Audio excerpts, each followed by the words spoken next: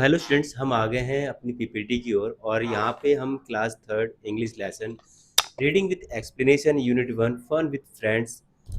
तो आज हम स्टोरी को समझेंगे और इसके साथ साथ हम क्वेश्चन आंसर, वर्ड मीनिंग और कंप्लीट स्टोरी को ट्रांसलेट किया जाएगा ताकि आप इसको समझ सकें। So Tanishka ma'am, are you ready? Yes, I'm ready. Okay. Come, dear hen, let us go to the village fair.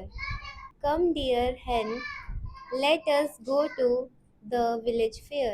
All right, let me bring my chicks. All right, let me bring my chicks.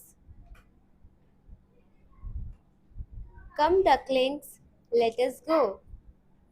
Come, ducklings, let us go. We have reached the stream. We have reached the stream. I cannot swim.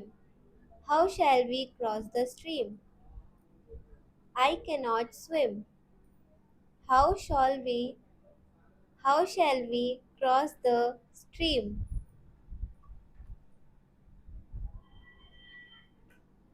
I have a plan. I have a plan. तो यहाँ पे आपने reading सीखी। अब हम इसको पूरी story को हिंदी में ट्रांसलेट करके बताएंगे। Okay, so now let's start. बत्तख और मुर्गी आपस में बात कर रहे थे। बत्तख ने मुर्गी से कहा, आओ प्रिय मुर्गी, गांव में मेला लगा है, हम घूमने चलते हैं। मुर्गी कहती है, मैं अपने बच्चों को भी अपने साथ ले आऊं। बतख ने कहा, आओ बच्चों, चले। बतख कहती है, हम नदी किनारे पहुंच गए। मुर्गी बतख से कहती है, मुझे और मेरे बच्चों को तैरना नहीं आता। तब बतख उसे और उसके बच्चों को अपनी पीठ पर बैठाकर नदी को पार कराती है। तो हमने पूरी स्टोरी को इंग्लिश में पहले रीड किया, देन उसके बाद हमने पूरी स्टोरी को हमने हिंदी में ट्रांसलेट किया। अब हम इंग्लिश टू हिंदी ट्रांसलेशन यानी कि एक एक स्टेप बाय स्टेप जो सेंटेंस है इंग्लिश टू हिंदी हम इसको ट्रांसलेट करेंगे। तो चलिए हम स्टार्ट करते हैं। प्यार से ध्यान से सुनिएगा और सीखिएगा। बहुत ही प्रॉपर तरीके से आपके लिए फाइल बनाई गई है, इसको प्रॉपर तरीके से ही देखिएगा।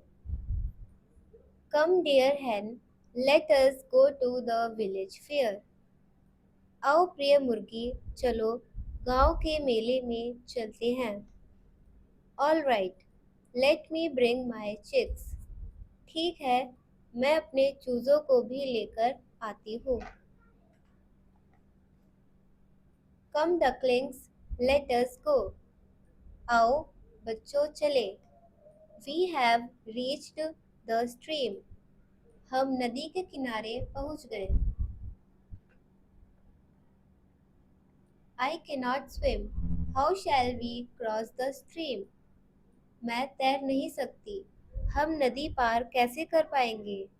I have a plan. मेरे पास एक तरकीब है।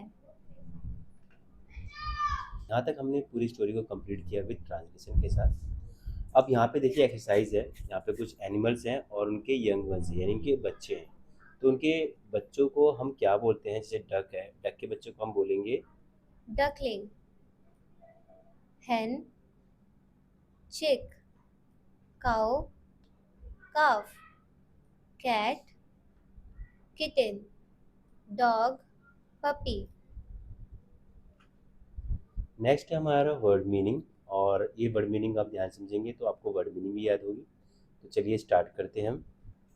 Village, ग्राम, गांव, fair, skit, Mela, chicks, baby of hen, चूजे, ducklings, baby of duck, छोटा बतख, reached, arrive, पहुंचना, stream, river, नदी, swim, float, तैरना, cross, pass, लांघना, plan, scheme, उपाय।